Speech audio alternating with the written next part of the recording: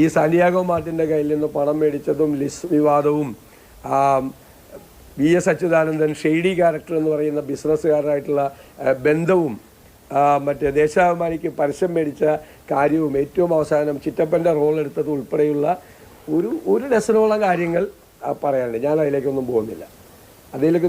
നമ്മൾ ഈ സബ്ജക്റ്റ് പോകാൻ പാടില്ലല്ലോ. അപ്പോൾ ആ സബ്ജക്റ്റ് എനിക്ക് വളരെ സന്തോഷമുണ്ട്. ഞാൻ എൻ്റെ വിശ്വാസ്യത ഞാൻ ഒന്നുകൂടി അത് തെളിയിച്ചിരിക്കുന്നു. ഞാൻ പറഞ്ഞ കാര്യം, അതായത് കേരളത്തിലെ സമുന്നതനായ CPM നേതാവും സമുന്നതനായ BJP നേതാവും തമ്മിൽ ബിസിനസ് ബന്ധമുണ്ട് എന്ന് പറഞ്ഞ കാര്യം അദ്ദേഹം സ്ഥിരീകരിച്ചതിലുള്ള സന്തോഷം ഞാൻ പ്രകടിപ്പിക്കുന്നു.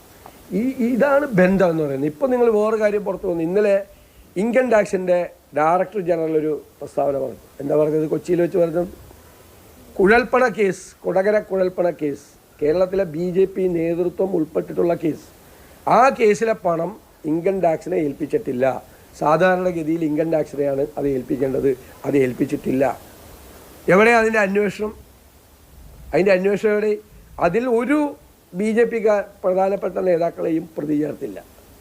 ഒരു നേതാക്കളെയും പ്രതി ചേർത്തില്ല. ആ നേതാക്കളുമായി ഈ പണം കൊണ്ടുവന്ന ആളുകൾ നേരിട്ട് ഫോണിൽ ബന്ധപ്പെട്ടതിൻ്റെ ഫോണിലെ തെളിവുകളുണ്ട്.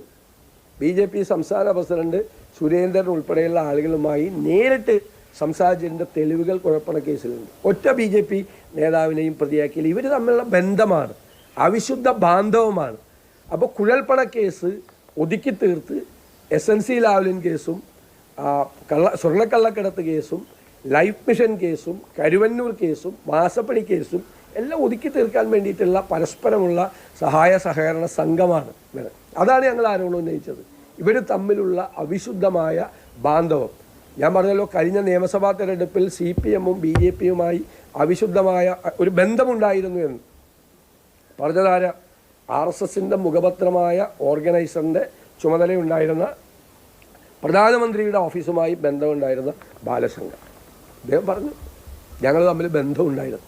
ആ ബന്ധം ഇപ്പോഴും തുടരുന്നു. ഈ പാർലമെൻറ്റ് ഇലക്ഷനിലും കോൺഗ്രസിനെ ദുർബലപ്പെടുത്തി, UDF-നെ ദുർബലപ്പെടുത്തി, കോൺഗ്രസിൻ്റെ എണ്ണം കുറച്ച് BJP-ക്ക് സ്പേസ് ഉണ്ടാക്കി BJP-യുടെ എണ്ണം കൂട്ടാനും BJP നേതാക്കളെ സന്തോഷിപ്പിക്കാനുമാണ് പിണറായി വിജയനും കൂട്ടരും ശ്രമിക്കുന്നത്. ഇവിടെ ഒരു BJP നേതാവ്, കർണാടകയിലെ BJP നേതാവ് കേരളത്തെ അപമാനിച്ചു, തമിഴ്നാടിനെയും അപമാനിച്ചു. അവർ തമിഴ്നാടിനോട് മാപ്പ് പറഞ്ഞു, കേരളത്തോട് മാപ്പ് പറഞ്ഞിട്ടില്ല. അപ്പോൾ കേരളത്തിലെ BJP നേതാക്കന്മാർക്ക് നാണോ ഇല്ലേ?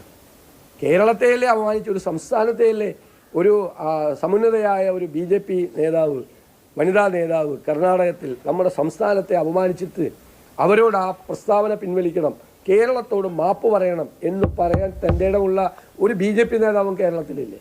ദേശീയ നേതാക്കളാരും ഇല്ലേ? എത്ര അധിക്ഷേപകരമായിട്ടാണ് അവർ സംസാരിച്ചത്. അവർ ആ പ്രസ്താവന പിൻവലിച്ച് ഈ സംസ്ഥാനത്തോടും ജനങ്ങളോടും മാപ്പ് പറയണം എന്ന് ഞങ്ങൾ ആവശ്യപ്പെടുകയാണ്.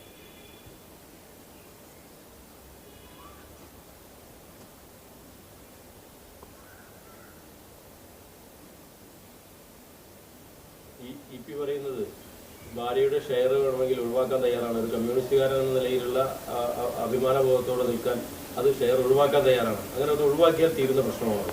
അതല്ലല്ലോ അദ്ദേഹം അന്ന് പറഞ്ഞത്. ഞാൻ ഈ ആക്ഷേപം ഉന്നയിച്ചപ്പോഴും എന്താ പറഞ്ഞത്?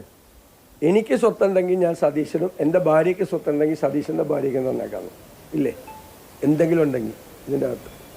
അപ്പം ഞാൻ പറഞ്ഞു ഞങ്ങൾക്ക് രണ്ടുപേർക്കും അത് വേണ്ട, നിങ്ങളുടെ വേണ്ട, നിങ്ങളുടെ ഭാര്യയുടെ വേണ്ട, ഞങ്ങൾക്ക് അതിൻ്റെ ആവശ്യമില്ല എന്ന് പറഞ്ഞു. ഇപ്പൊ ഇന്നെന്താ പറയുക? CPM BJP ബാന്ധവം എന്ന ആരോപണം ആവർത്തിക്കുകയാണ് VD സതീശൻ.